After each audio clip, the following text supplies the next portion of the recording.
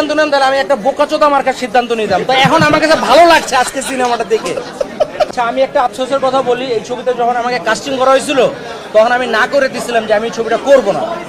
তো সঞ্জয় দা আমারে বলছে যে আপনি এই ছবিটা করেন, এই ক্যারেক্টারটা আপনার জন্য লিখছি এবং এটা একটা ভালো ক্যারেক্টার। তো তারপরে আমি চিন্তা ভাবনা করে আমি রাজি হয়েছি, কিন্তু আজকে আমার মনে হইতেছে যে আমি যে হালা না করছিলাম, যদি আমি না করতাম তাহলে বিশাল ভুল করতাম। আজকে সিনেমা দেখার পরে আমার মনে হয়েছে যদি না করার সিদ্ধান্ত নেন তাহলে আমি একটা বোকাচোদা মার্কার সিদ্ধান্ত নিতাম। তো এখন আমার কাছে ভালো লাগছে আজকে সিনেমাটা দেখে। আমি আমি আমি আমি আমি একটা লাইনে বলতে চাই, আমি সঞ্জয় দার সিনেমাটা আসলে থাকতে চাচ্ছিলাম এবং দাদা আমাকে লাস্টে বললো যে জাহিদ ফাইনালি তুমি থাকলা, কারণ এখানে অনেক ক্যারেক্টার নিয়ে কথা হচ্ছিল, বাট ফাইনালি আমার কাছে মনে হয়েছে সিনেমাটা আমার থাকা উচিত, কারণ সঞ্জয় সমদ্দার একটা বড় ডিরেক্টর এবং আমাদের খুশরু ভাই আরো যারা আছেন, আর শরীফুল রাজ আমার ব্যক্তিগতভাবে তাকে খুব পছন্দ।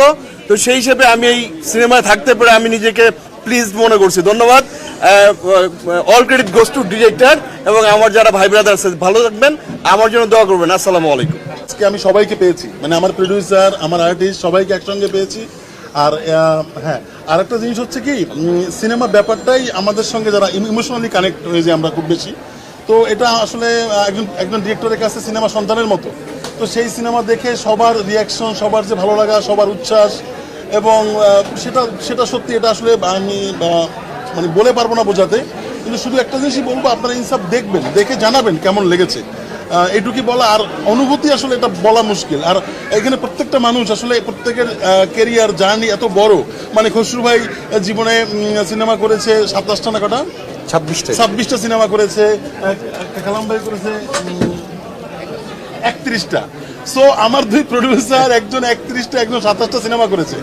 সো এটা, এবং তারা এত গুণী মানুষ, তারা আমার উপর আস্থা রেখেছে, আপনাদের প্রতি কৃতজ্ঞতা।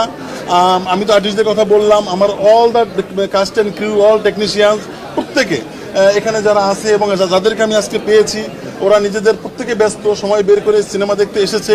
অনেকে বসার জায়গা পায়নি, তো তুরিনে বসার জায়গা পায়নি। আমার বিজিএম রানা নিধি ভাই, তো কত রাত জাগা গল্প আমাদের। তো এটা আসলে অনেক কালেকটিভ এফোর্ট। তো সবাই, এটা ভালো লাগছে, এটা আমাদের আনন্দের।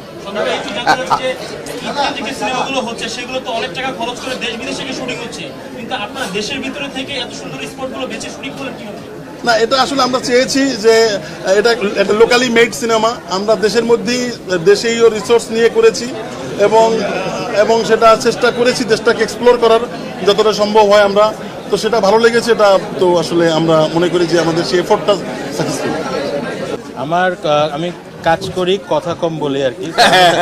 আমার যেটা মনে হয় যে সবাই হলে এসে সিনেমা দেখবেন, আর আমি সবসময় চেয়েছি সিনেমার সাথে কাজ করতে। এবং আমি প্রডিউসারদেরকে বলতে চাই, বাংলাদেশে যত প্রযোজকরা আছেন আরও বেশি সিনেমা বানান, যাতে আমরা আরও বেশি কাজ করতে পারি এবং হলের মানুষজন এসে যাতে একটা সুন্দর এক্সপিরিয়েন্স পায়। ধন্যবাদ। আমি শশী আফরোজা, আমি খুব ছোট একটা ক্যারেক্টারে অভিনয় করছি, কিন্তু সেটা শুধু আমার দাদার জন্য। আমার দাদা আমাকে ডাকছে, এটা আমার জন্য অনেক বড় ব্যাপার। নিশ্চয়ই ইনসাফ 2 আসলে আমার চরিত্রটা একটু বড় হবে ইনশাআল্লাহ। তখন গার্জেন মাইক্রোফোন পড়ে গেছে, আচ্ছা, তখন দেখা হবে। দোয়া করবেন যাতে আরো আগাতে পারি, ভালো করতে পারি। আসি আজকে।